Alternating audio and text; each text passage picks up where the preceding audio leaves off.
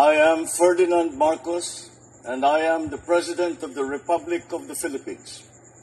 I stand today on behalf of 110 million Filipinos. Hello people and hello universe, it's me again. Shout out sa inyo mga kababayan. Hello sa mga Marcos loyalists and supporters. Ayan. Well guys, kung nakikita ko yan si Digong. Bakit? Nako. Alam nyo naman ang issue dito guys, tungkol dito sa secret agreements, no?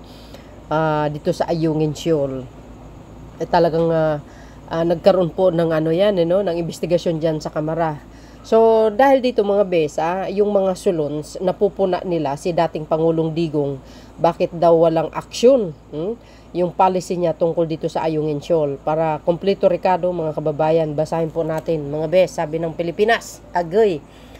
Ang sinabi po dito mga besa, ito ay matapos aminin ni Salvador Medialdea, dating Executive Secretary ni Duterte, na nagpasya silang respetuhin ang di umano'y pangako ni dating Defense Secretary Voltaire Gasmin kay Chinese Ambassador na na tanging pagkain at tubig lamang ang papayagan ng China na maihatid sa mga sundalong Pinoy na nakabase sa BRP Sierra Madre na nakaposisyon sa Ayungin Shoal. Sa ginanap na pagdinig ng House Committee on Defense, sinabi ni Iloilo Representative Raul Topas na dapat imbestigahan ang di umano'y secret agreement sa pagitan ni Duterte at President Xi Jinping kaugnay sa Ayungin Shoal. At sakaling tutuungang nagbitaw ng pangako si Gasmin sa China, sinabi ni Mandaluyong City Representative Neftali Boyet Gonzales II na patunay dito ang hindi paggawa ng anumang hakbang ang Duterte administration para makapagsagawa ng resupply mission ang mga barko ng Pilipinas sa Ayungin Shoal noong termino ni dating Pangulo.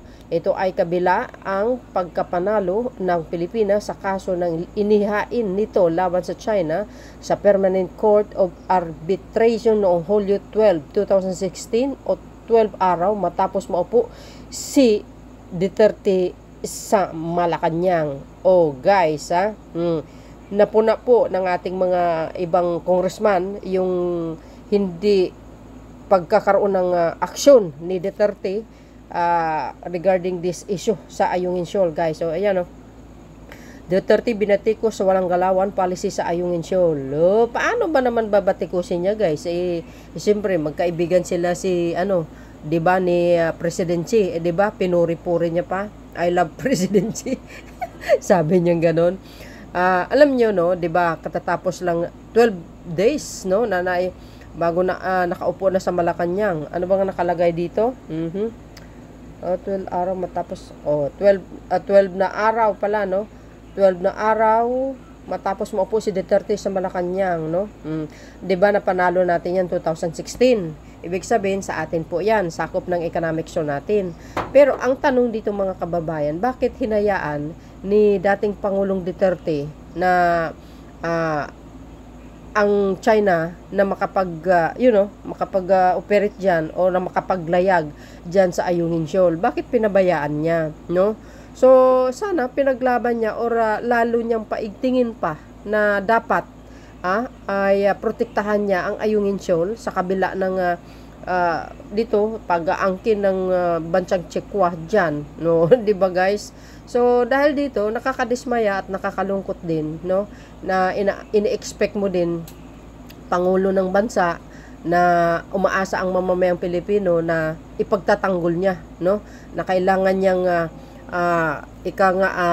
ipaglaban yung sariling atin, yung sakop natin sa ibang mga banyaga na hindi pwedeng angkinin or sakupin sapagkat ito po ay napaka-importante. Ang nakataya dito kasi itong mga mangingisda, yan po ang kanilang hanap buhay, So napabayaan ni ni Digong nga masyado siyang maluwag sa China, Ganun ba 'yun mga kababayan? Pagkaibigan mo, paboran mo na lang.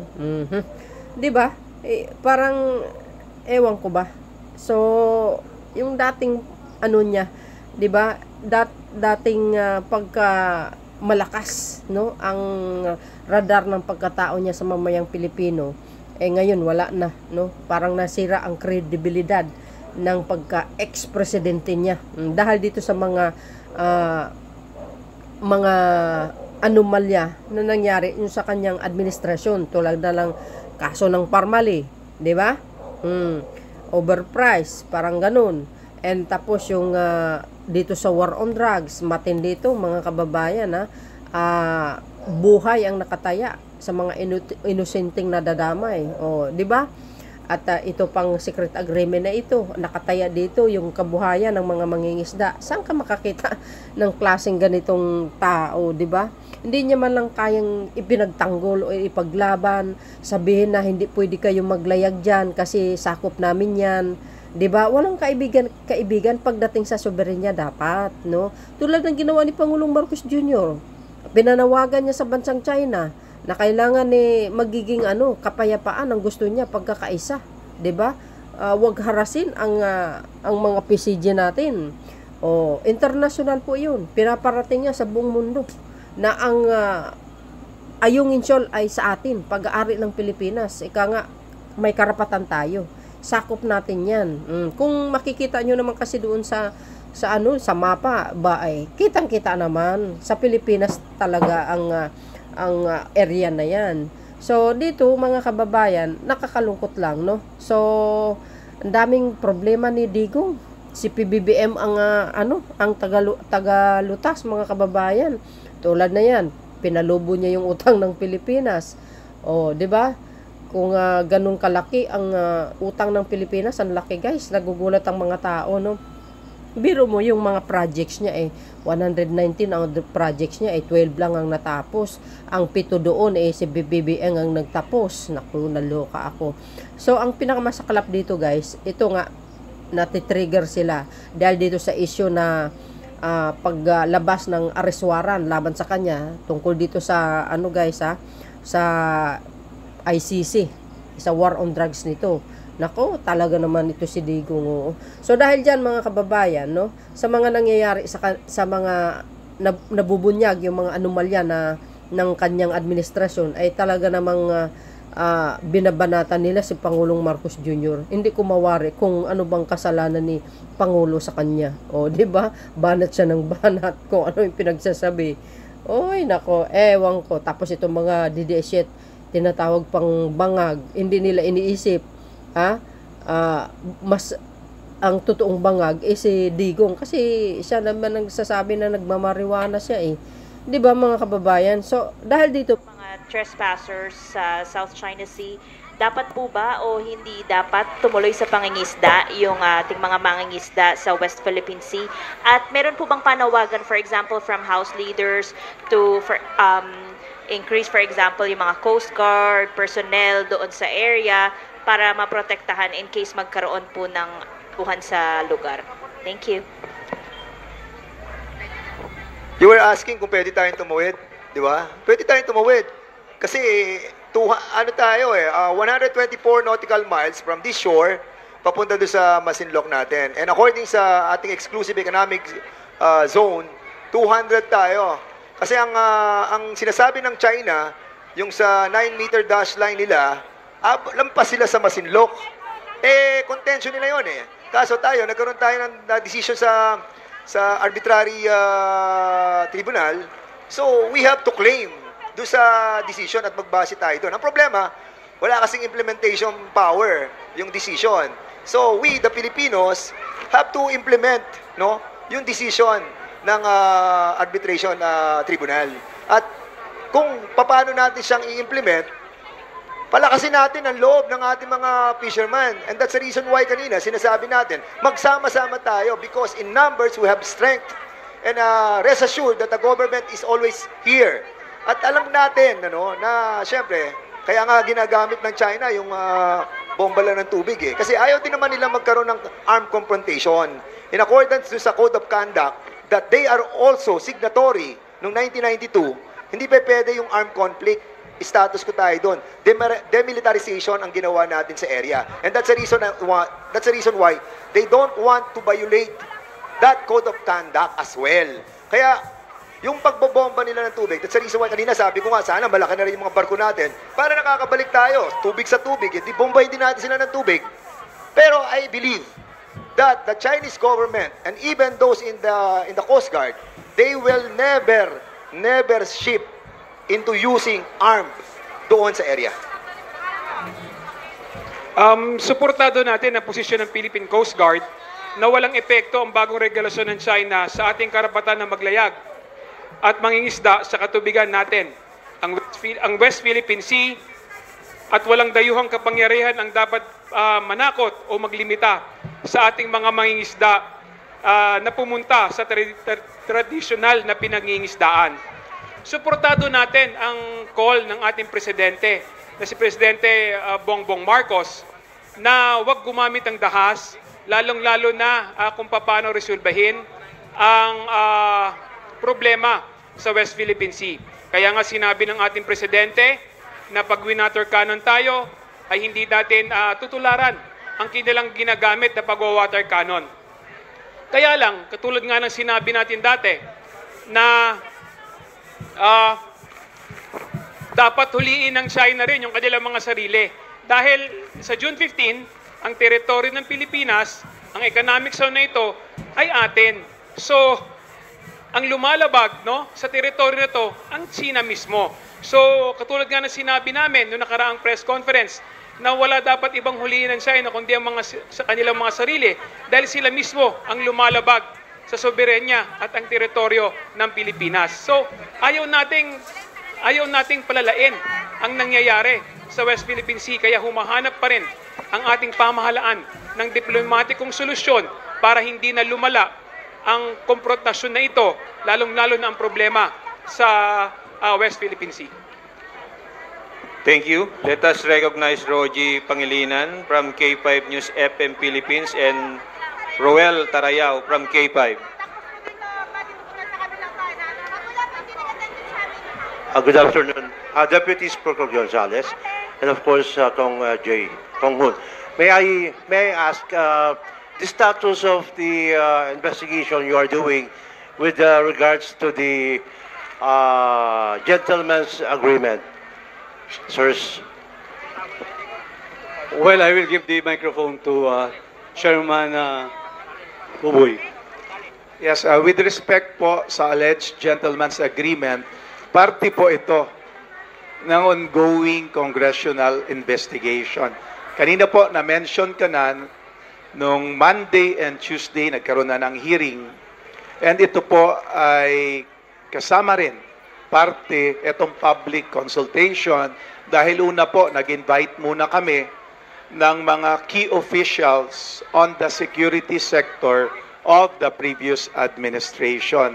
At doon po nag-attend si former Executive Secretary Mijaldea, former Secretary of Defense Lorenzana, at yung former National Security Advisor Esperon. At doon na po humingi kami ng kalinawan kung ano ba talaga ang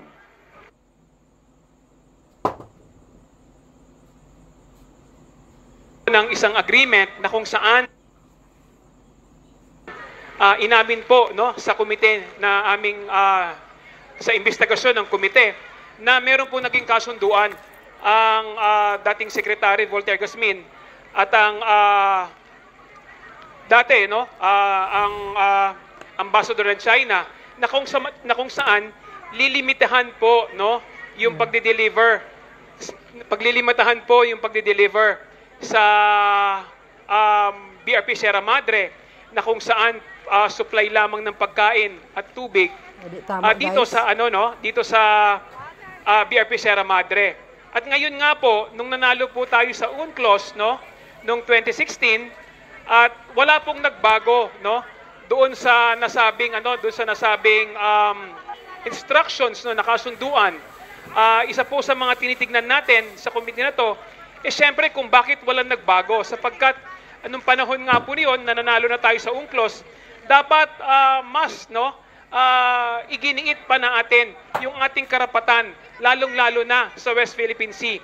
At kaya nga po ito nangyari, kaya ang ating Pangulong BBM he was very horrified sa nangyari. Kaya talagang sinusuportahan natin ang statement ng ating Pangulo na talagang sana noong panahon na kung saan nanalo tayo sa UNCLOS, mas lalo pa nating ipinaigting ang ating karapatan. Siguro walang mga ganitong klaseng pangyayari. Base lamang sa aking opinion bilang naghain ng resolusyon para mag-imbestigahan ang Gentleman's Agreement. Gusto ko rin pong idagdag bilang acting chairman ng Committee on Defense na in as much as gusto sana naming ipaabot ang lahat po na napag-usapan, ay limitado po kami dahil yung ibang mga issues and concerns ay tinakal po through an executive session. So humingi lang po kami ng paumanhin, hindi po natin mapag-usapan dahil po may pinag-uusapan na nagbo-bother sa national security as well as marami pang hindi pwede po maipalabas. But rest assured po na ang inyong kongreso po, lalong-lalo na itong membro ng dalawang committee, talagang nagahang guys. Mas, unfortunately, nagkaroon di naman sa unfortunately, pero nagkaroon ng executive session kaya hindi po namin mailabas lahat ng pinag-usapan. Pero yung sa katanungan po, kung meron dapat sisihin regarding po sa Gentleman's Agreement, hindi pa po kami ready to determine the finality. But ito, and after all, ang inquiry in aid of legislation, ang punto po nito ay para magsagawa ng batas na based on that information, ang nakikita ko po, perhaps we have to consider, siguro Mr. Chair, yung responsibilities and liabilities of former officials who would take statements that would cause issues with current national policy. Kasi po, ang nakikita po namin sa akin na opinion, sa aking privilege, dalawa po ang source ng agreement na pinagsasabi.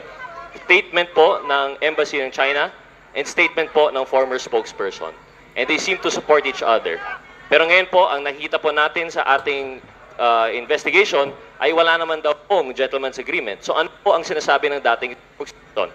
Yun po siguro ang dapat nating investigate further. Yun na po.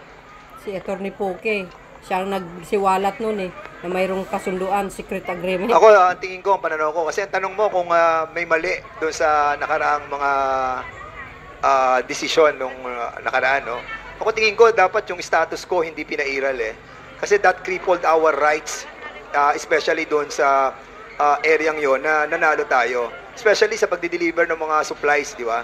And even yung pag-aayos natin ng BRP, hindi natin magawa.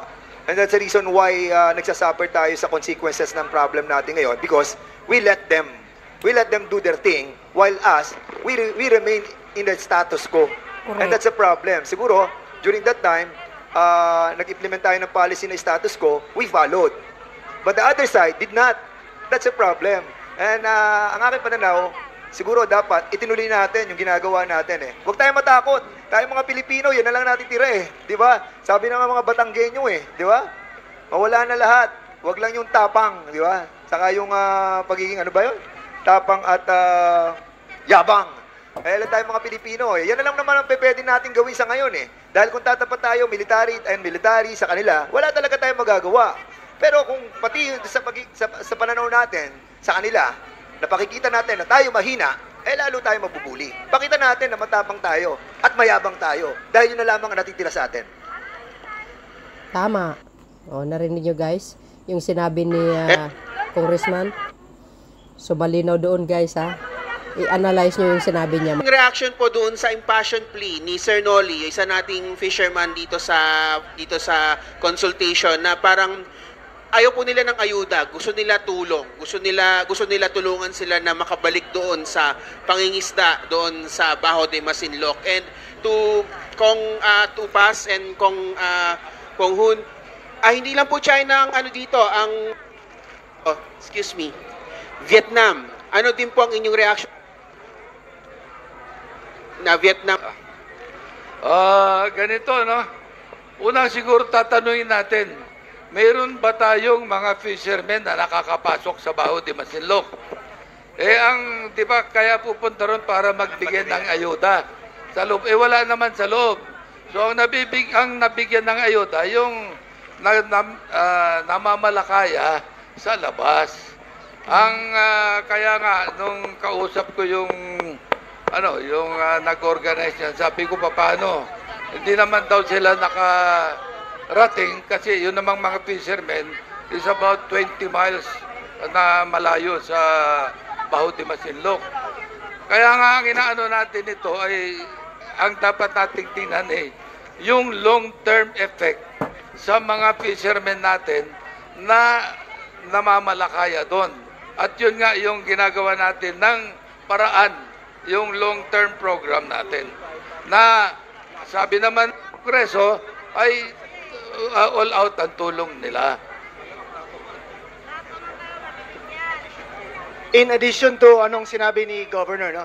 Hindi lang short-term yung solutions that we're providing. Short-term yung ayuda Una, that's why we're creating the Department of Fisheries and Aquaculture to provide long-term solutions. Second, hindi natin nilet go yung claim natin based on the arbitral ruling. We're in fact trying to enforce it. Third, ang dialogue natin with other countries to help us enforce this arbitral ruling. So, gusto natin maibalik yan, no? Ang fishing rights natin to the areas which are naturally ours technically, diba? So, dapat ipilit natin na we cannot give up on that and we will not give up on that.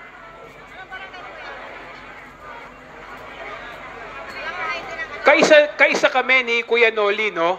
Ang Kongreso po sa pangunguna ni Speaker Martin Romualdez at ni Presidente Bongbong Marcos ay kaisa po ni Kuya Noli na ang kagustuhan din po ay magkaroon po ng malayang makapag-isda ang ating mga isda sa West Philippine Sea at hindi po tayo papayag, no, na isuko ang soberanya at teritoryo ng ating bansa. Kaya ulitin ko po, kaisa po kami ng Philippine Coast Guard na nagsasabi na wala pong epekto ang pahayag ng China na ipinagbabawal po ang pangingisda sa June 15 at talagang poprotektahan po natin ang karapatan ng ating mga mangingisda na makapaglayag at makapaghanap buhay sa ating teritoryo sa Ayungin Shoal. Thank you, sir. Last question from Krisha Subing-Subing of Philippine Daily Inquirer. Hello, sir. Hello? Balikan ko lang po uli kanina yung tanong ni Vivian about sa June 15 deadline po ng China tungkol sa regulation about detention. I appreciate the sentiment na sovereignty rights natin na I appreciate the sentiment na i-assert na atin to at pwede tayo mangisda dyan. The reality is that China might not adhere to that po. So, mangisda na malaya makapaghanap buhay sa naturang lugar. Naiintindihan po namin yung kanilang takot at pangamba. Ngunit naniniwala po kami sa kakayahan ng ating pamahalaan, sa kakayahan ng ating gobyerno na protektahan yung ating mga mamayan, lalong-lalo na sa ating exclusive economic zone, na upang igiit ang ating karapatan na makapangisda at makapanghanap buhay sa West Philippine Sea.